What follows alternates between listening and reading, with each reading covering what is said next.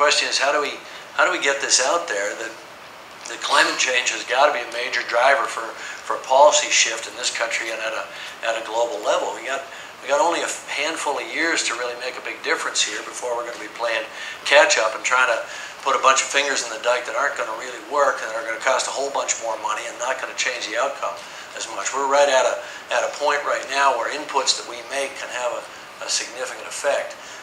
But if we wind up trying to chase this thing 10, 15 years from now, we're not going to be able to catch up. It's going to cost hundreds of billions of dollars and be much less effective. And the world that results from it is going to be a miserable place for an awful lot of people. I'm talking about hundreds of millions of people. I got 5 children. My youngest is 3 years old. So, I intend to focus a lot of my time and energy, resources, money, creativity, media savvy, whatever it is, into trying to, make a change. I'd personally be happy to invest in the right, renewable energy projects, but I think that my skill set is in media and get people to pay attention at a public level and kind of straight talk and speaking almost to a kind of blue collar mentality. I used to be a truck driver before I was a film director. I know what it's like to barely make the rent and have those day-to-day issues that everybody's dealing with.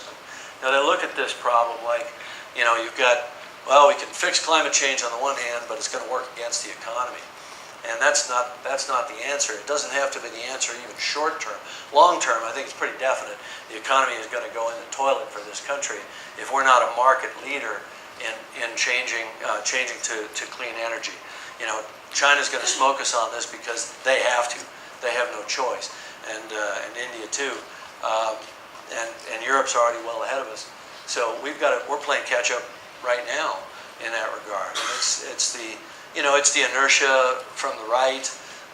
It's a well-funded disinformation campaign. It's an anti-science campaign.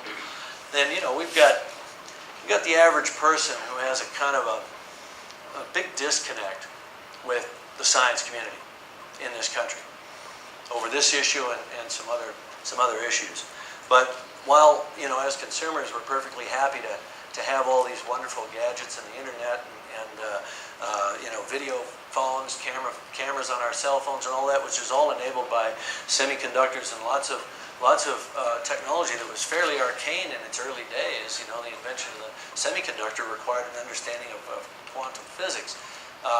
Scientists brought us all this by a methodology of understanding the natural world and the processes of the natural world. And the peer-reviewed process of science is a very robust mechanism for arriving at truth. And it's completely disconnected now from policy in this country and from public opinion. If we do not generate a mandate from the public up, it's pointless to rail against what the lawmakers and policymakers are doing because they will never do anything that the polls don't tell them to do. Well, how